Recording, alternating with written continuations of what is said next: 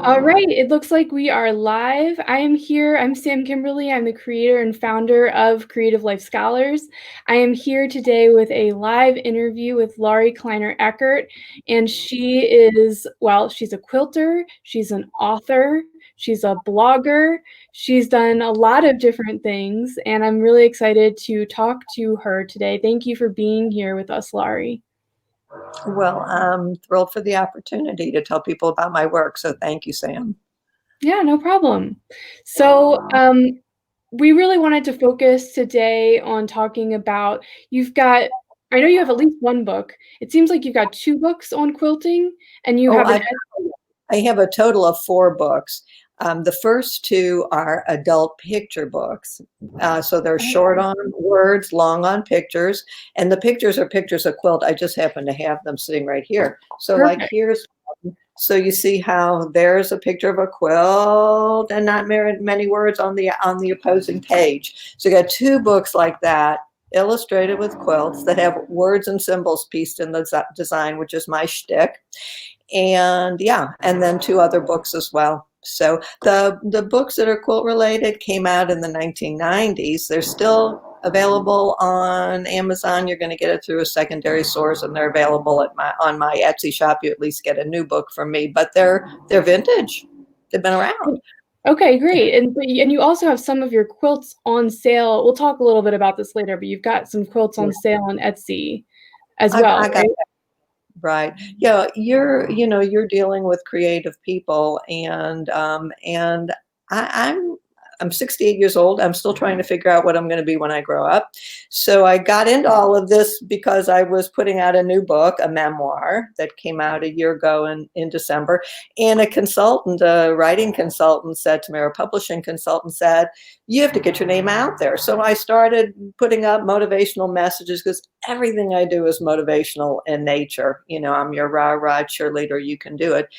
Um, so I did motivational messages. I started a blog. I started an Etsy shop, all of it to get my name out there. And now we're like 2.5 years later, and I'm like, I'm not exactly new agey, but I'm listening to the universe. Which direction do you want to send me? So for a while there on Etsy, my patterns were going great guns. I was selling lots of quilt patterns. So I'll make more quilt patterns. But if my blogs start to sell more, well, I always write 2 blogs a month and put up a little bit more on Medium. But anyway, so I don't know if I'm a writer, if I'm an author, a blogger, a book blogger, a quilt maker, a quilt designer. I'm creative. You're all the things. You're All those, everything. I am. Yeah. So Yeah. specifically with quilting, how did that get started? How did you get started? When did you get started quilting? How did that get started? Yeah, well, I think many people love quilts, and so I did. I didn't have anybody in the family who made quilts. My grandma used to hook rugs, and I used to yell at her, "Why don't you make quilts?" Because I want to inherit quilts. So ultimately, I took up needlepoint and I took up counted cross stitch. And before too long, because I'm creative, I started to design my own designs. And what was I designing but quilts? I was making quilts in counted cross stitch and quilts and needlepoint. And so finally I decided I better go learn how to make a quilt. So I did. And I started to make quilts. At the time, this is like 35 years ago, nothing was allowed on the sewing machine. It was a crime and a sin. Everything was by hand. Hmm. Um, and I started to make quilts. And I made a house full of quilts. Every bed had quilts. Every wall had quilts, quilts and quilts and more quilts. My mother said to me, "You're making another quilt. What are you going to do with a quilt?" I had no idea. And then I got divorced. And then I needed to be gainfully employed. I had been a stay-at-home mom for 100,000 years. And so I started making quilts that had words pieced into the design because nobody was doing that. So I didn't think I was the world's greatest quilter. I didn't want to compete with quilters I thought I was going on the quilt lecture circuit. There isn't such a thing. I think I heard you say, Sam, that you've done public speaking also. So that's one of the things I did. So I created these quilts with words and symbols, peace in the design. The first series tells about the journey towards self-acceptance and love. The second series talks about getting in touch with your inner voice and going where it takes you. And the third series of quilts says, having the courage to say yes to life. So when you say series, what does that mean? Are they available in a book, or like where are they available, the series? this Okay. is series 1, and this is series 2, the second book. Okay. And series 3 didn't go into a book. That's all the quilts that you'll see on my Etsy shop. And I print those now on note cards. You can have posters. You can put it on t-shirts, sweatshirts, coffee mugs, tote bags, you name it. So that's the third series of quilts. Yeah. And it was amazing. So I, was trying to be gainfully employed. So I'm going to sell myself as a speaker. But I thought, well, quilt groups really can't pay very much. They were paying in the 1990s, mid 90s when I started this, they were paying like $75 for a quilter, and you're going to schlep from here to 300 miles Oh, yeah, away for no. that kind of money. But other groups paid. So I marketed myself as a motivational speaker. I'm still showing you quilts that say what they say, but they're all motivational messages. They're all, you're great just the way you are. And so I sold myself to every kind of group, from PTAs to Procter and Gamble. If you look on my website, I have a list of, I don't know what, 250 groups I spoke to, representing about 20,000 people in 12 states or something like that. So I went all over doing this, and it was great. And then it was like I got sick of traveling and stayed home for 10 years and had grandchildren. And now I started up again. Now I started up again. So that's how, so I got into quilting because I loved quilts.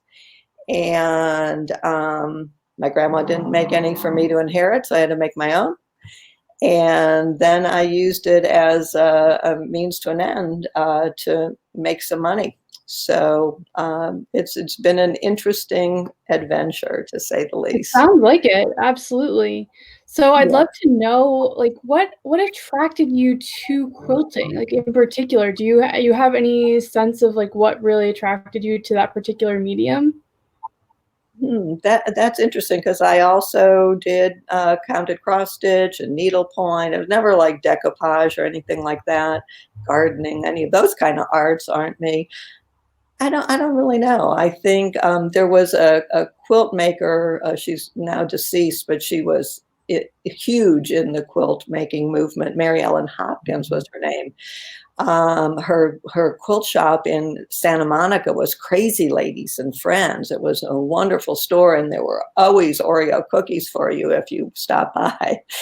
Um, but her first book is It's Okay If You Sit on It, I think it was the name of the book. And so it was fast techniques to make quilts something to keep someone you love warm. I think that's the Mm. aspect that I love about quilts. It's to keep someone you love warm. And, so I have a bin full of, quilts that my grandkids play with, and they're forever making hotels. Once they decided, they called it a flop house. I don't know where they got that word, but they hung a sign up on the door that this was the flop house. You could rent a room in the flop house, That's and so they cute. had in each corner of the room, they had beds made out of my quilts, and the pillows were made out of quilts. So when we make tents out of the dining room table, it's quilts upon quilts. So that's what I like, that quilts keep someone you love warm. And this Mary Ellen Hopkins gal was a hoot. And I saw her lecture a couple of times. So she developed these easy techniques that quilters use all the time now. She was radical, changed quilting radically. I love quilting, can you tell? No, it's great. That's why I wanted you to be here, because I think it's fascinating. It's a wonderful art. But in one of the lectures that I went to, she showed a slide of the quilt that she made for her ex-husband's new wife's baby. Oh, wow. So she said, and how much time are you going to spend on a joke? But she did make a quilt for that baby. And so there are all kinds of, really fast techniques. She was the start of that. She used to subscribe to, I can't think of the name of it. It was a magazine, Country Home or something like that, that came out monthly. And whenever that landed in her, this was her shtick, when that landed in her mailbox, by the next morning, she had a quilt made to mimic that antique quilt. Now, it wasn't all the way finished. It was, if you know anything about quilts, first you make the top. That's all the sewing together, the squares and triangles and rectangles to make the design. So you see I've got a quilt up there. But after you've got that piece that's green and yellow and red and white, then you have to put the fluffy stuff in, and then you got a backing. And then you have to do something to hold it all together. So that's a whole other process. So this process is, where is it, is called piecing. And then the next process is quilting. So I don't know where I was going with that. But anyway, oh yeah, so she would make the quilt top by the next morning. Now, she owned a fabric store, so it wasn't like she didn't have access to Right. materials. You All could the go, materials, right. it was right there. But that was her shtick. The magazine came out today. Tomorrow, her fans could look for the quilt. And I don't even think the internet was around back then. I mean, we're talking 30 years ago. So I don't even know how her fans, found the quilt so quickly, but we did. So anyway, we did. I don't know how. It's amazing how you can manage without social media when you want something to be accomplished, right? Yeah, Yeah. yeah, yeah. So you had said to me in advance that you'd like me to say what I might say to new quilters or advice or whatever. So I was via social distancing with my oldest grandchild, Tilly, is 14. We have been making a quilt. She's been making her first quilt this Oh, summer. wow. Yeah, it's been really great. Sometimes we have to get together with masks on, but for the most part, we've been doing FaceTime. But the first thing I did with Tilly on FaceTime, I said, listen to my sewing machine. And I absolutely put put the pedal to the metal. I'm zoom. I said, that's not what you're doing. That's not what you're doing. I wish that you could start with the old time methods where you took a square of cardboard, a square cut out of cardboard, and you drew a pencil line around it and you cut, and then you made two of those, and then you sewed them together by hand. I would love for you to make a quilt like that, so that you know that even using a sewing machine, you're working so fast that you don't have to be a speed demon.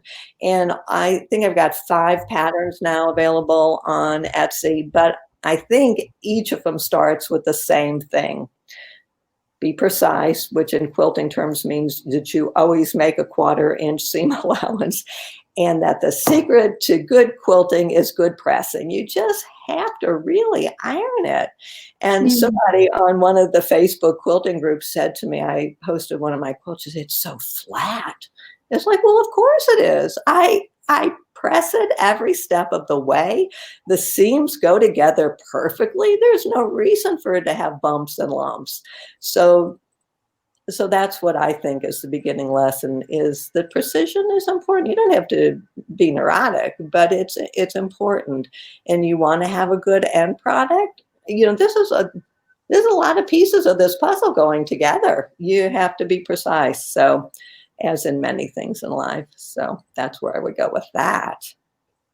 Yeah, so when I was asking you before about, what attracted you to quilting, I was thinking about that, and I was thinking about the symbolism, I think, that's kind of in quilting, which is with so many different kinds of pieces of art, you are putting little pieces together. Like even I'm a polymer clay artist, so I'm taking little pieces of clay to build something, but it all comes together and you don't see those seams. You don't see those pieces that come together in the same way that you do with a quilt. And I think that there's something really beautiful in quilting, because you can really see the symbolism of all of the different pieces coming together to form a piece of artwork, which is really beautiful. Yeah, I agree with you. And, I mean, there's lots of life lessons in there, God gives you scraps, make a quilt, and so forth. But one of the things they say about a quilt, if when you're putting the quilt top together, it's looking ugly, maybe you need to add more of the ugly fabric. Maybe that's what's going to fix it. So there's so many life, there's just so many life lessons in making a quilt. That's all there is to it.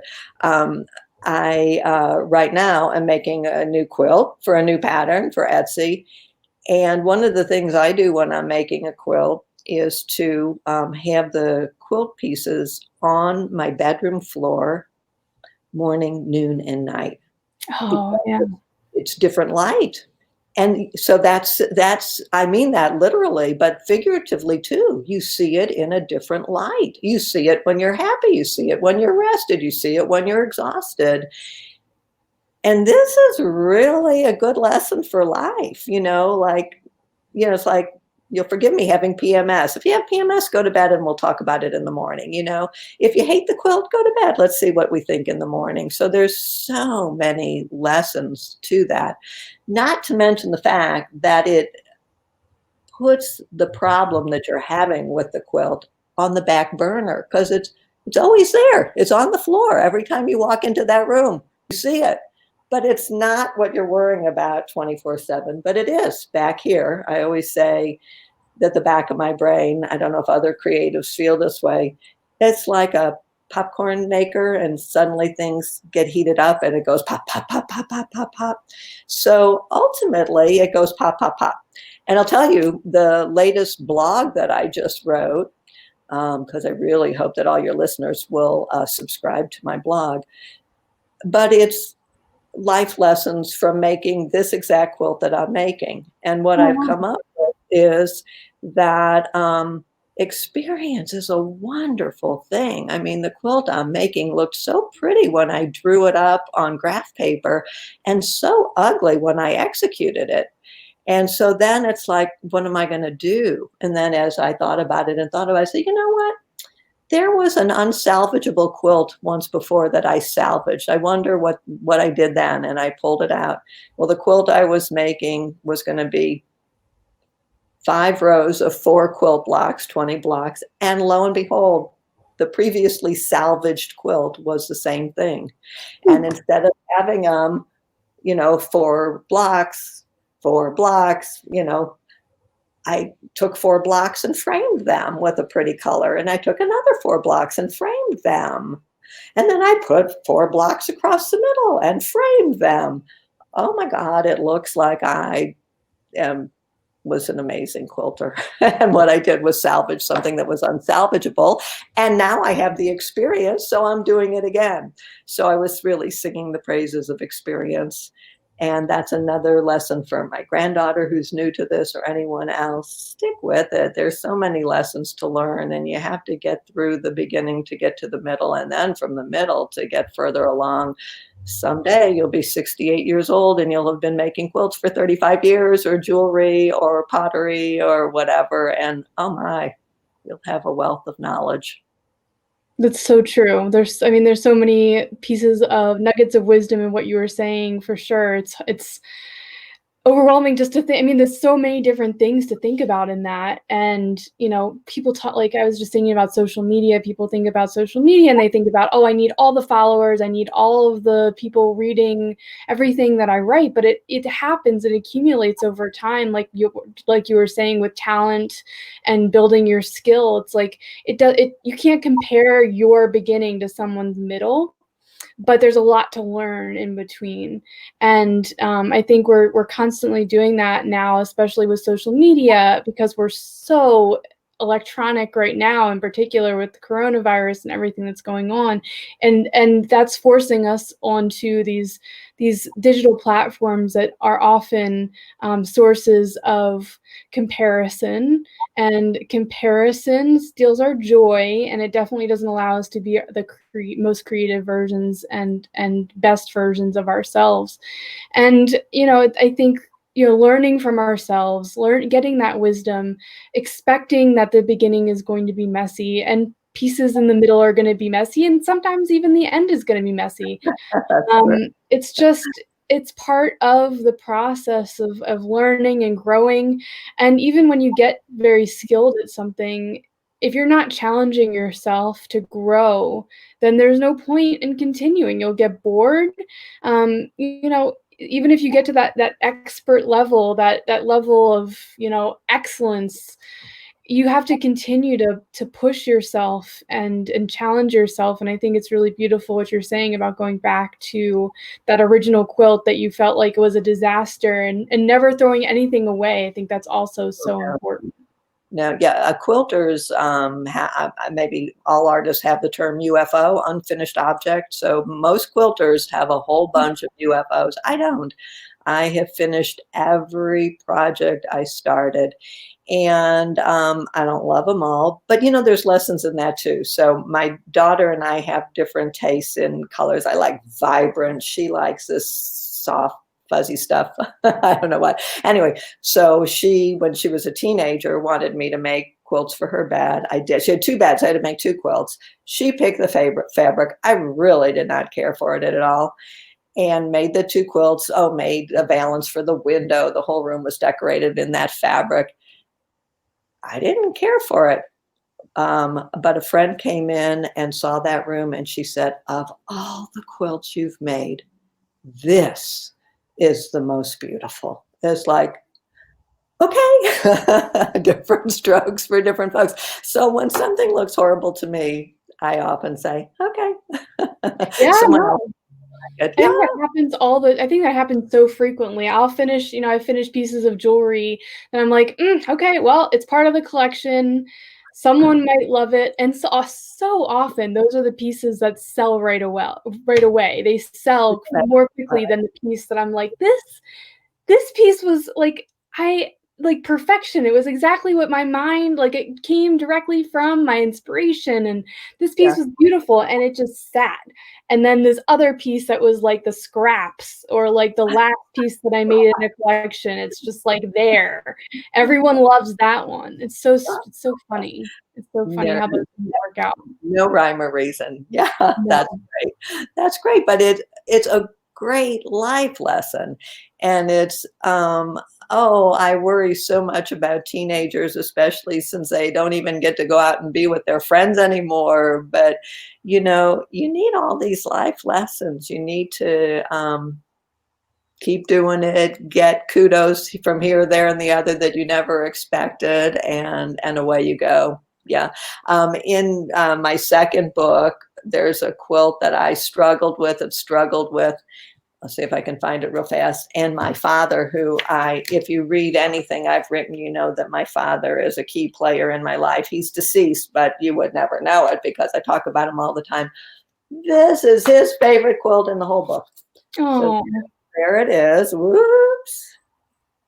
And oh, it's beautiful. actually an 18-sided quilt that I wrote my Wow. geometry teacher a thank you note after I made it. My high school geometry teacher said, I knew how to draft this.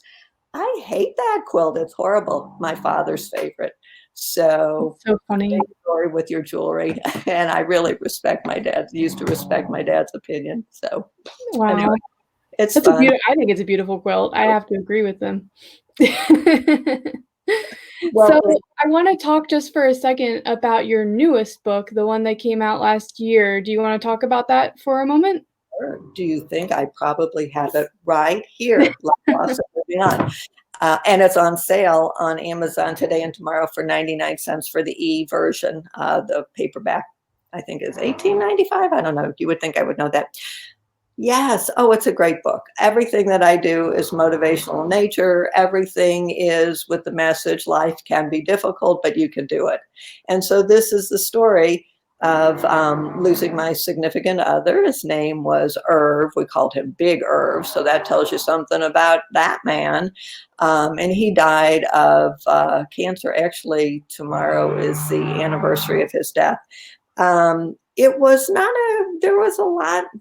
If you wonder how women get themselves into weird relationships, you would learn how this really level-headed woman got herself into a really weird relationship. But that happens. But, you know, when you do experience a loss, oftentimes you do foolish things, whether it's many times it's promiscuity, drugs, alcohol, whatever. In my case, I developed a crush on British actor Bill Nye. And so, and the story starts with me actually writing him a fan letter. And oh my God, he wrote back and he sprinkled his letter with not one, not two, but three X's, which I Googled it is the international sign of a kiss. I was sure he was experiencing love at first right, not sight. And, but that's because my brain was messed up because I was going through this loss. And so I did probably send Bill Nye 4 or 5 letters over the course of many months. And as I was trying to rebuild my life, even though I have 3 adult kids and 10 grandkids all right here in Cincinnati, so I certainly had all of them around me, and that was pre-coronavirus. But in trying to rebuild life, you know, there's a lot of emptiness when you've lost somebody. So one of the things I did was institute Saturday night at the movies, and I watched a different Bill Nye movie every Saturday night. And I'll be darned if I don't review 15 of his movies in this book. Oh, So, wow. but it also, but they all come with life lessons. What did you learn? And so this is my showing you how to reinvent yourself after a loss. It isn't a how-to, it's a memoir. It shows you how I did it. And my recipe is just so simple. It's that you have a routine, which means you wake up every morning, that you have a good, healthy sleeping routine, you eat well, you get up every morning, you do your hair, you do your makeup, you get dressed, and then you do one something a day in the direction of your new life. And so that's what I model here. And by the end of 300 pages, well, I'm pretty sick of Bill Nye, for goodness sake. I'm ready to go on. And you can too. So that's what that's all about. And then when writing the blog or the backup pieces, I mean, I really do have blogs on my website on how to reinvent yourself and make sure you reward yourself and all that kind of stuff. So again, everything I do is, you know, motivational in nature, is encouraging you on your path. Yeah. That's wonderful. Well, I'm Yeah. sorry for your loss, but it looks like something really amazing came out of it, this book and your experience, and I'm glad that you're sharing that with us and with the world. So I appreciate, you know, we all appreciate that so much. Thank you. Thank you for being here. I want to ask you one last question. Sure. Since we've been talking so much about life, and this is the last question I usually ask, what does it mean to you to live a creative life? Oh, well, to me, it means having always 1,000 ideas, and that's even when I'm not really being creative. That was when I was in knee deep in motherhood, and it meant that most nights I was trying new recipes. You know, was not cooking the same thing over and over again. So to me, it's perpetually having ideas, and it's having a really long to-do list, because all those ideas sound great when they first come to mind. And one of the blogs I wrote, I said that I suffer from little piece of paper syndrome, which I do, because you get those ideas, you write them down. So I suffer from that. And so I think it is difficult being creative because there's so many ideas. So it is sad that some businesses fail, not because they have too few ideas, but because they have too many.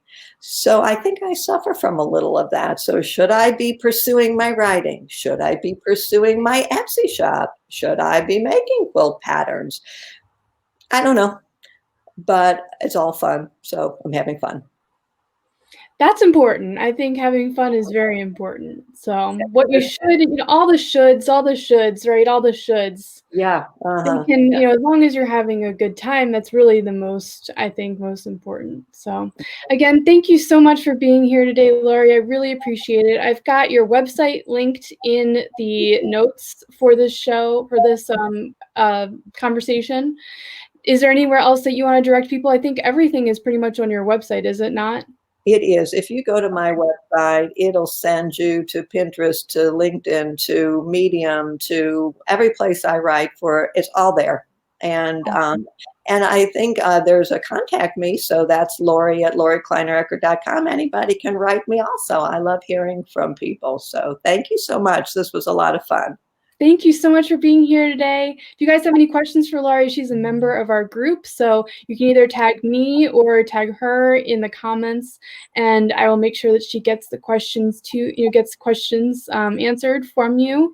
And thank you again so much for being here today, Lorie, and we will see you soon. All right. Bye.